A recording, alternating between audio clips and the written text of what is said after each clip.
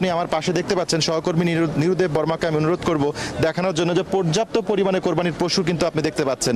এখানে কিন্তু অনেক ধরনের বড় ছোট সব মিলে নানা ধরনের কোরবানির পশু কিন্তু এখানে এসেছে এবং এই পশুগুলোর মধ্যে সবচেয়ে বেশি বিক্রেতারা যেটি বলছেন যে মাঝারি এবং ছোট গরুর চাহিদা বেশি রয়েছে।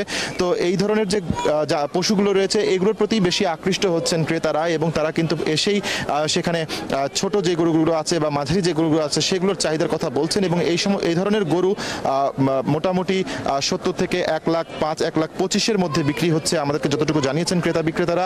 তো দাম নিয়ে অনেকের মধ্যেই আসলে মিশ্র প্রতিক্রিয়া আমরা দেখতে পাচ্ছি। কেউ বলছেন যে এই যে দামটি নির্ধারণ করা হয়েছে বা এই দামটিতে যে গরু কিনতে পারছেন তারা এটি ঠিক আছে, আবার কেউ বলছেন যে এই দামটি গত বছরের তুলনায় 5 থেকে 10,000 টাকা বেশি।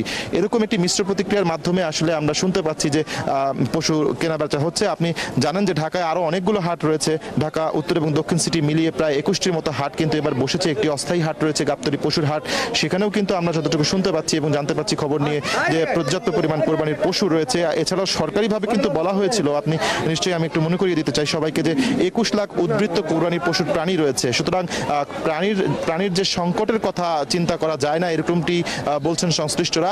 এছাড়াও যেটি বলার বিষয় রয়েছে যে পরিমাণে কোরবানির পশু রয়েছে এখন আসলে সকালবেলা সেই পরিমাণে কিন্তু ক্রেতা এই হাটগুলোতে এখনো আসেনি, কারণ আজকে শুক্রবার জুমার নামাজ রয়েছে। তো বিক্রেতারা মনে করছেন যে আসলে জুমার নামাজের পর পরিপূর্ণভাবে হাটগুলো জমে উঠবে এবং তাদের বেচা কিনা আরও গতি পাবে।